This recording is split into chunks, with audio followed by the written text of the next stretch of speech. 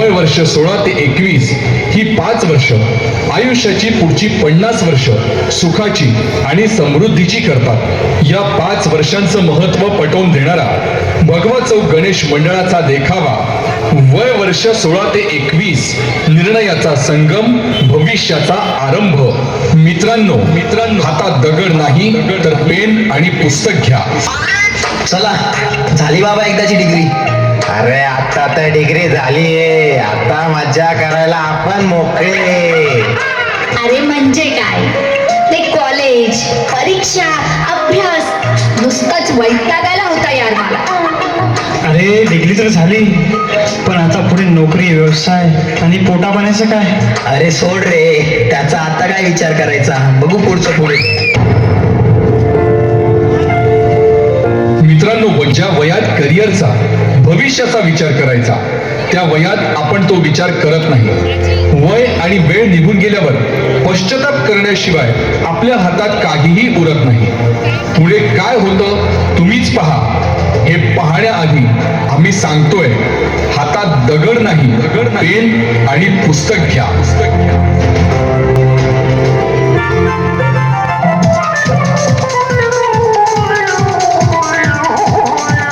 अरे यार, आता फक्त आपण 21 वर्षाचेच झालोय. अजून तर खूप आयुष्य बाकी आहे आपल्याला. आणि नोकरी, व्यवसाय ते तर आपल्याला आयुष्यभर करायचंय. आता आपण फक्त आणि फक्त एन्जॉयच करायचंय. एन्जॉय? अरे बाबांनो, माझ्या घरात मी सगळ्यात मोठा आहे रे. माझ्यावरच माझ्या परिवाराचं आयुष्य अवलंबून आहे.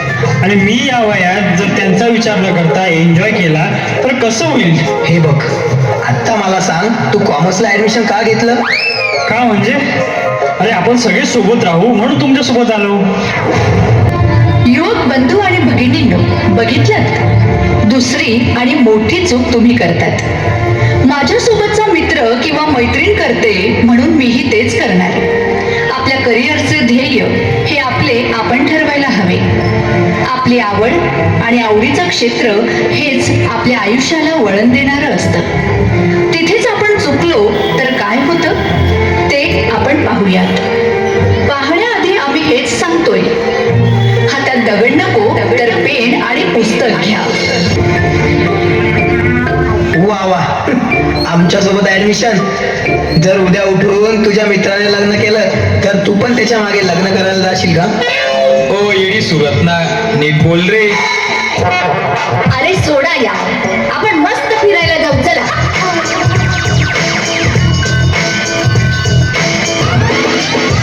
मित्रांनो, बघितलं, ध्येय ठरलेलं नसलं की नको त्या गोष्टी सुचतात आणि आपण भरकटतो. मात्र ध्येय साध्य करायचं ठरलेलं असेल आणि त्यावर लक्ष केंद्रित असेल तर काय होतं आपण पाहूया. परंतु आम्ही काय सांगतोय, आम्ही तुम्हालाच विचारतोय, तुम्हालाच. अहो बोला. हातात दगड नाही तर पेन आणि पुस्तक घ्या.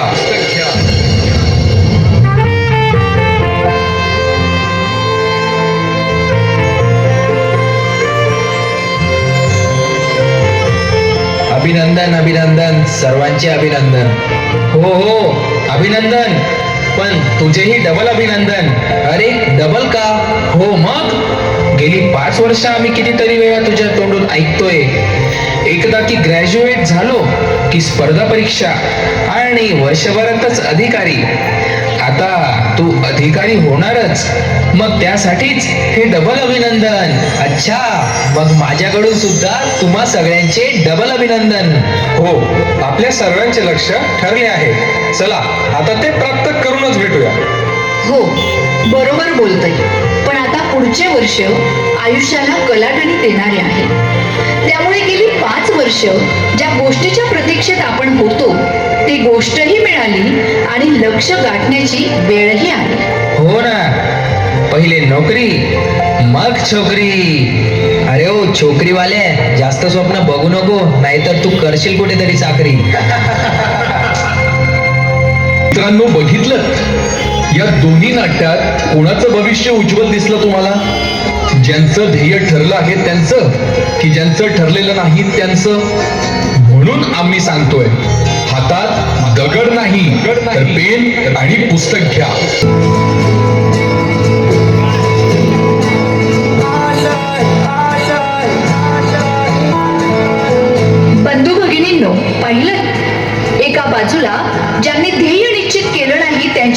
असता आणि दुसऱ्या बाजूला ज्यांनी सर्वस्व पणाला लावून आपलं स्वप्न पूर्ण केलं ते आज अभिमानाने उभे आहेत. आपल्या मुलांचं भविष्य उज्ज्वल व्हावं हीच प्रत्येक आई वडिलांची इच्छा असते. स्वतःचे पंख कापून आपल्याला उडायला शिकवलं त्या आई वडिलांच्या मेहनतीची, कष्टाची जाणीव आपण ठेवायला हवी. आई वडिलांचं स्वप्न पूर्ण करून त्यांना सुखाचा आणि आनंदाचा दिवस दाखवण्यासाठी फक्त 5 वर्ष मेहनत घ्या. मुलांच्या भविष्यासाठी रात्रीचा दिवस करणाऱ्या आई वडिलांना भगवा चौक गणेश मंडळाचा हा सजीव देखावा समर्पित. मात्र आम्ही आपणास परत सांगत आहोत, हातात दगड नाही तर पेन आणि पुस्तक घ्या.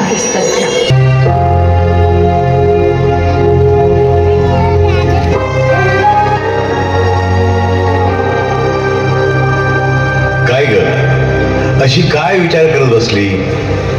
विचार नाही हो, मुलांच्या भविष्याची काळजी वाटते. अगं, काळजी करून प्रश्न सुटतात का? आणि आपण हे सगळं करतो ते फक्त त्यांच्या भविष्यासाठीच ना. खरंय हो, मुलांचं भविष्य उज्ज्वल व्हावं, त्यांनी आयुष्यात मोठं व्हावं एवढाच विचार प्रत्येक आई वडील करतात. अगं, मुलांसाठी कितीही कष्ट घ्यावे लागले ना तरी आईबाप कधीच मागे हटत नाही. आता हेच बघा ना, तुम्हाला गुडघ्यांचं ऑपरेशन करायचं होतं, मात्र तेव्हाच कॉलेजची फी भरायची म्हणून ऑपरेशन पुढे ढकललं तुम्ही. त्यानंतरही मुलांच्या शिक्षणाचं ओझं थांबलं का? तुमचं ऑपरेशन झालं का? तुम्ही मुलांसाठी सहनच केलं ना. आणि तू तरी कुठं मागे आहेस? मुलांच्या वाढदिवसाला गाडी घ्यायची होती, त्यासाठी तू डॉक्टरांकडे जाणं टाळलं. अहो, पण गाडी पाहून त्यांचा आनंद बघितल्यावर मी माझं दुखणंच विसरले हो. आणि त्यांच्या आनंदातच तर आपला आनंद असतो ना. होय, बरोबर बोलीस तू. त्यांचं भविष्य चांगलं घडलं म्हणजे आपलं आयुष्य सार्थकी ठरलं. आणि मुलांनी स्वकर्तृत्वानं मोठं व्हावं आणि आपण अभिमानाने मिरवावं एवढीच प्रत्येक आई वडिलांची इच्छा असते.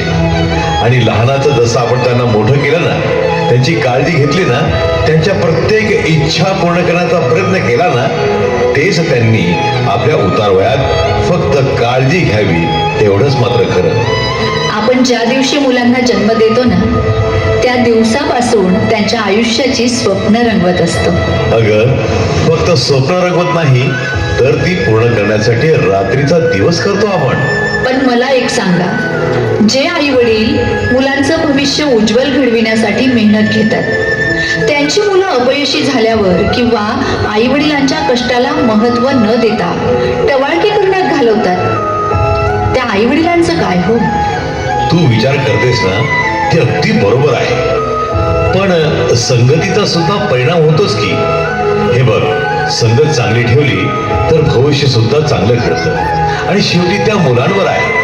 त्यांना त्यांच्या आईवडिलांच्या त्यागाचं महत्व असेल तर जग इकडचं तिकडं झालं तरी ध्येयापासून त्यांना कुणी विचलित करू शकत नाही एवढं मात्र खरं. हो, अगदी बरोबर. मी सुद्धा त्याग केलाच ना. मुलांच्या 10वी आणि 12वी साठी मी तर नोकरी सुद्धा नाकारली. हो, आपण त्याग केला खरं. त्याची जाणीव ठेवून मुलांनी कर्तृत्वान व्हावं एवढंच माझं स्वप्न आहे. फार काही नाही हो, पण त्यांनी त्यांच्या आयुष्यातली जी उमेदीची आणि मेहनतीची 5 वर्ष आहेत ना, ती फक्त स्वतःचं भविष्य घडविण्यासाठी त्यांनी घालवावी. हो, एक लक्षात ठेव.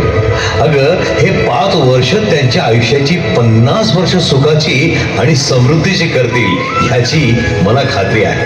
अगदी बरोबर बोललात तुम्ही.